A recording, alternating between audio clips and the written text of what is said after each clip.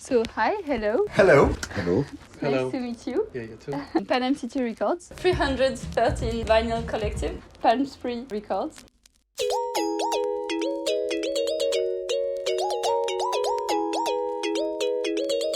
Are you from Copenhagen? Yes, born and raised. I'm from Paris. I moved 7 years ago. I've been part of the electronic music scene in Copenhagen for 30 years almost. Have you always been in the record business? I started collecting records when I was about 10 or 12 years old. My uncle was a very big record collector, teaching me stuff about records. I didn't choose to go to Copenhagen to open my shop. I moved for a woman. My Oh, wife is Danish. okay. I kept buying and buying until it became too much, so I started to sell. It's in my blood, electronic music, since I was very young. That's why I opened this second-hand shop. I get records in commission and sell for friends. So the shop is like a hobby project. I have a full-time job on the side. It's my child, in a way. Could you describe the DNA of your shop? I come from hip-hop. If I sell records today, it's thanks to hip-hop. It opened you many doors, but I'm mostly known about black music, hip-hop, jazz, soul, funk, grooves, and so on. I've always been involved with like hip-hop culture. Of course, we have records in that's hot right now, but I want to have records that don't get old. That's how record stores in the early days were kind of like a thing.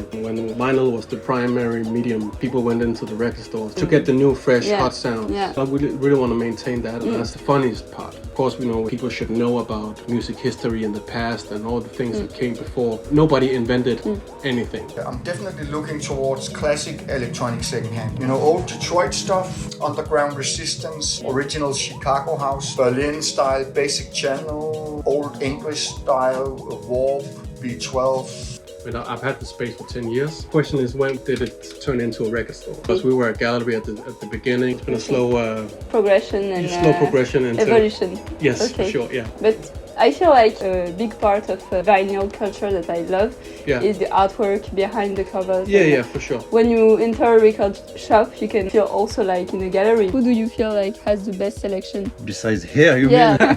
mean? Each shop has its color as well, you know. Yeah, I really love Wua Records, Can Gallery, Martin Park, Chocolat Records as well. And some place where it's more generalist, there is a lot of crap. When there is a personality in the shop, either you like the style or you don't like the style, but the guy, if he's a bit serious, he will bring nice stuff to his shop. Would you say that there is a real community of vinyl lovers here in Copenhagen? Like me and especially 2 or 3 other record stores, we kind of like trade stuff with each other. I might have some hip-hop stuff that my clientele is not that much of a hip-hop crowd, so I might go over to his place. He'll get the hip-hop, I'll get the jazz, and I have another one who's kind of like really into the super rare stuff. So once in a while when I get some expensive rare stuff, like too expensive for my crowd, I go there and trade with some other, Paname, you know. Definitely some really crazy people about vinyl. It's a small circuit in a way, closed circuit. I think I know almost everybody in the other shops. There's a guy who comes here, his name is Harrison Heat. He was late? Yeah, he comes here.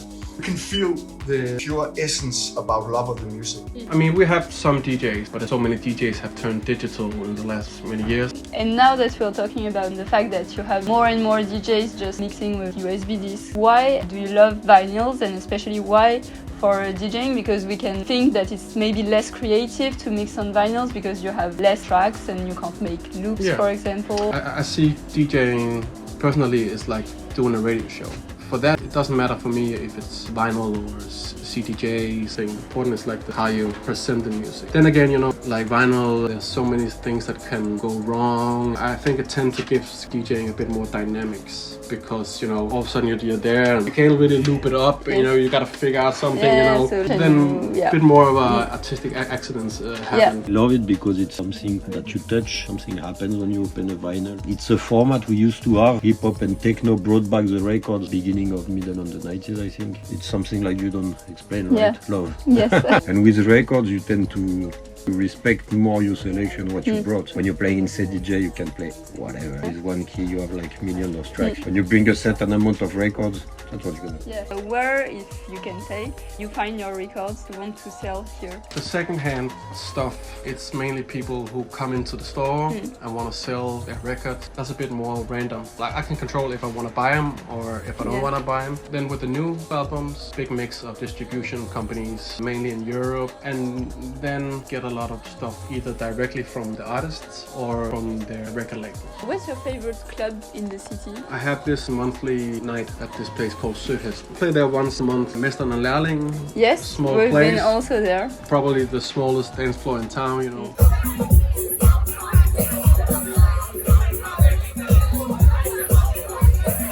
I've been playing a lot in Copenhagen, Culture Box, Vega, stuff like that. It all started with, with Depeche Mode and synthwave in the 80s. And then suddenly Chicago House and Detroit Techno came along, got hooked with that. Berlin is like the beaming light of electronic music in Europe. Everybody moves to Berlin because it's a place to be, but it can also maybe be too much. It can almost swallow you because you have techno 24/7.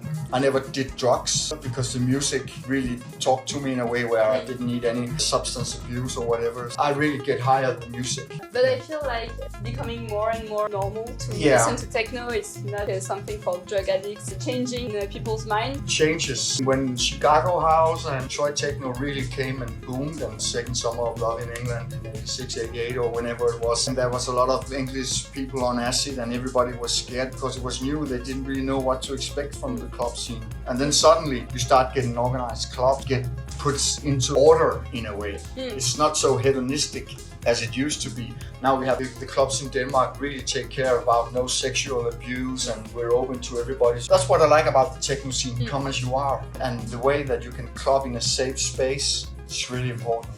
The scene is changing, of course. A lot of people is making a lot of money of it. Example is Berghain in Berlin. It's also like a bit of a tourism in a way. The intimacy is like a little bit lost, maybe. I like a basement, dark and sweat, not much else. Yeah. I'm the old school. On this, Little Caesar. Queen. I'm really been into like gospel music at the moment. Okay. Dance floors are like churches for some people. Some people go to the church, some people go to the dance floor to let something go.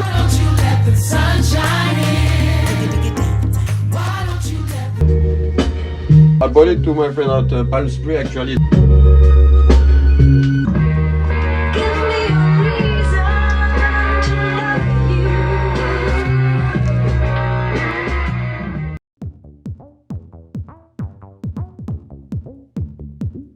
Robert Hood, Minimal Nation. Every time I get it in, it sells like this.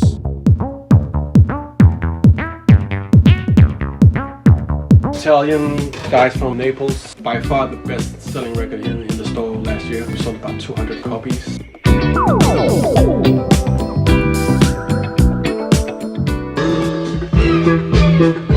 All-time favorite, for example, Mr. Willy Colon y Rubén Blades. Okay.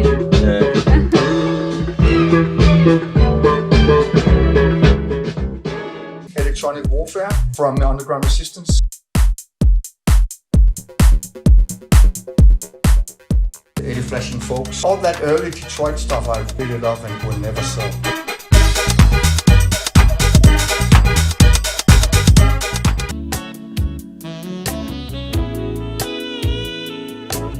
I've been ending my DJ set like some Sade, Your Love is King. Put that stuff on, get home, get some loving going and all this stuff. Your love is king, crown you in my heart. Hard rock, but there is this super nice track, actually a bit folky, I really like it.